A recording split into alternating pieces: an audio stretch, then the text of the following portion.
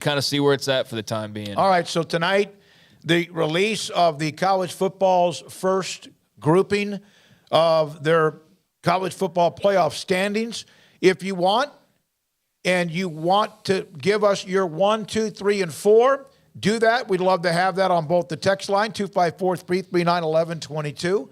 I'm about to send a link to the tweet that I just put up, asking for that on Twitter, at David Smoak, and also I'll put that in the chat room. 1 through 4, who do you think should be ranked as of now, as of who they are today? And then I want you to do this if you can, and both Paul and Craig can also add to this. What will be tonight's mantra?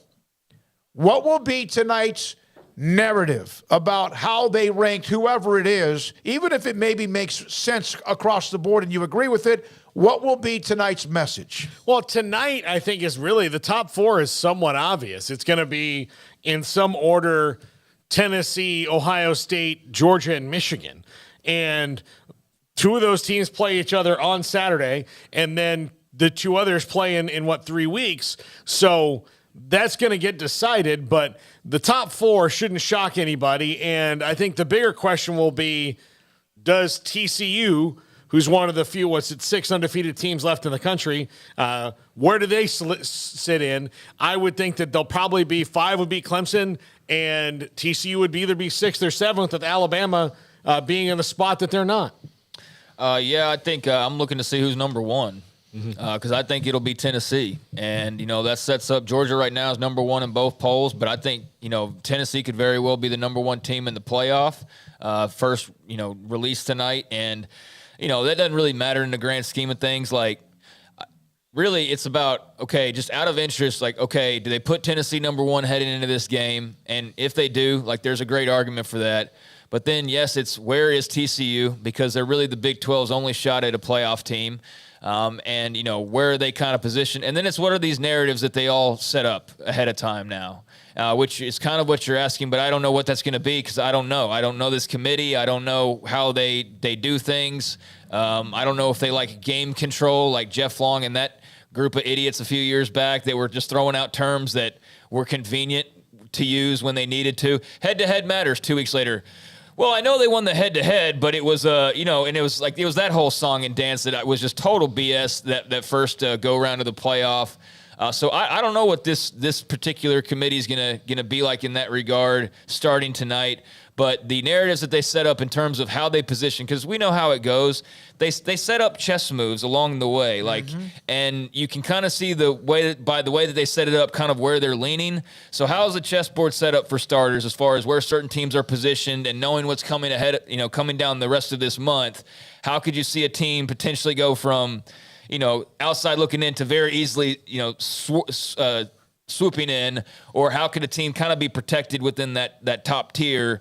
I'm curious to see that, and curious, like, we know they'll love Tennessee. We know they'll love Georgia. We know they'll love Alabama. They just all happen to be in the same conference. We know they'll love Ohio State. We know they'll probably love Michigan. But, like, what do they think about TCU? What do they know about TCU or teams like that? What do they know about Oregon? What do they know about some of those teams that are, one loss in that vicinity? I'm curious about all those things. It's not going to answer everything, but it's going to give us an idea of sort of the starting point. Okay, we're going to have the first 40 minutes of this show. We're going to have discussion. So there's a lot on the line. The Heisman, what I mentioned about Caesars Sportsbook, the college football release tonight, a lot of you on the chat room and also the text line. We will try to read as many of those as we possibly can.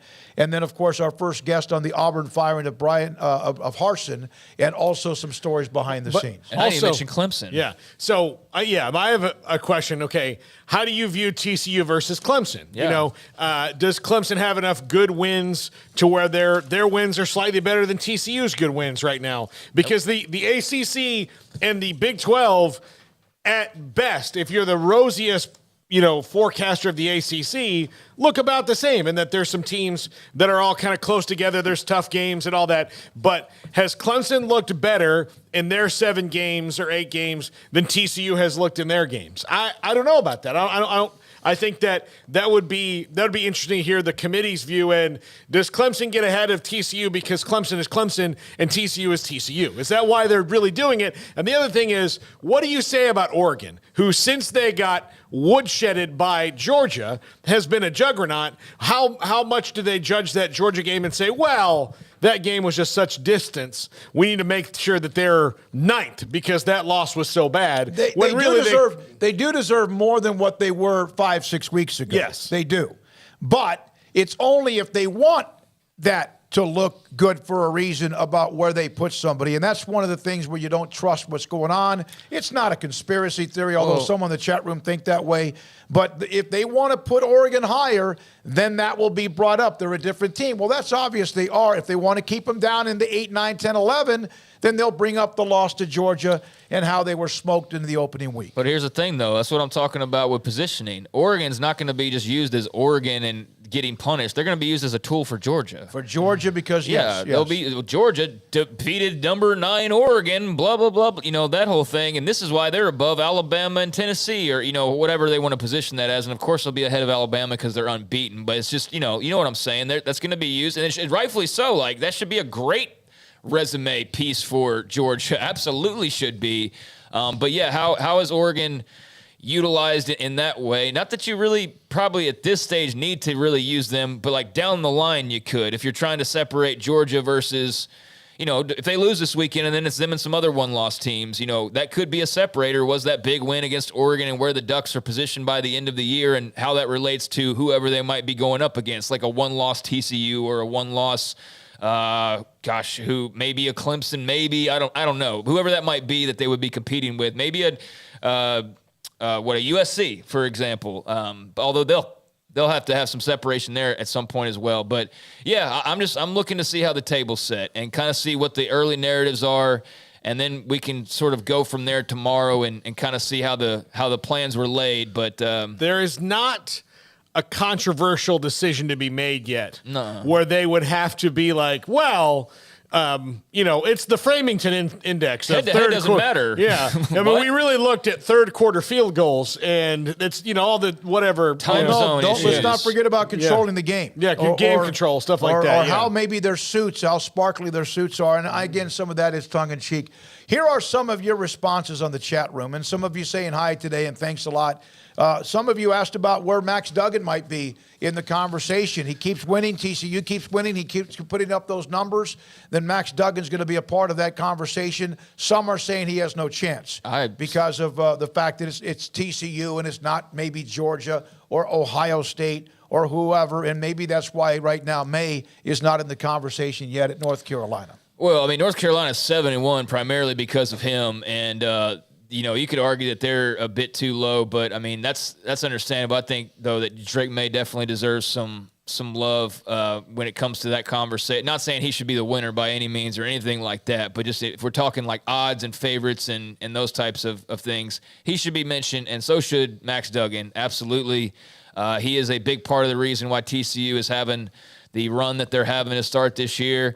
I mean, I will say that, it's not just him, though. I mean, he's playing really well, but he's got some pretty dang good, weapons around him as well. I don't know if that takes away because most people are more apt to bring up Quentin Johnston before they are Max Duggan. I don't know if that hurts him. I don't know if it hurts that most people don't know who Kendry Miller is or Darius Davis or, any other number of guys. I mean, we all do. We watch them. But I don't think the same people are watching that game as intently as they are watching Hendon Hooker in Tennessee or some of the other, odds-on favorites. So I do think that hurts, just not having the same amount of exposure or attention or care on the part of the voters. And so, yeah, that's going to hurt him. But it's like, man, my solution to everything in college football is really simple. It's the solution to everything, pretty much. You can't get out of NCAA penalties by just doing this or, lack of booster. Well, actually, this solves that too. Just win. That's all you got to do. If Max Duggan's sitting there undefeated at the end of the year, we'll hear about Max Duggan, probably getting a spot in New York. But he is flying a little too under the radar for my taste. He's a lot more known now than he was perhaps. And we covered the conference, so we knew Max even a couple of years ago, sometimes sporadic, but also knew that he could at times ball out. From on the Twitter handle, Tennessee, Georgia, Ohio State, TCU, the top 4. Clemson hasn't played well throughout, even though undefeated.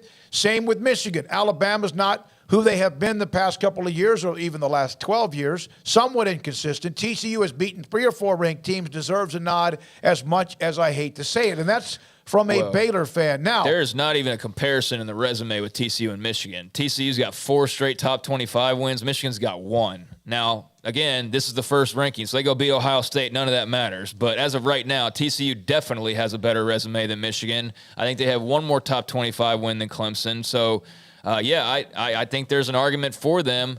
And if they're not there, then that would be one of those narratives that's kind of said of like, why is Michigan with a clearly lesser schedule ahead of TCU with an unbeaten and clearly superior schedule? And that's something that they will have to explain, and that's how they'll set this table, and that's what we'll learn tonight. Real quick, from Joe Frog 91, I just want Max to win the Davey O'Brien Award. After all, that's named after a TCU quarterback. In TCU, I don't know if they've ever had a Davey O'Brien winner. Even Boykin, who had the great year. Boykin had the great year. I don't think he won it that year. If you put the Wonder Woman's lasso of truth on the spokesperson tonight and said, why is Michigan, just tell me why Michigan is better than TCU, and he would say, well, Michigan.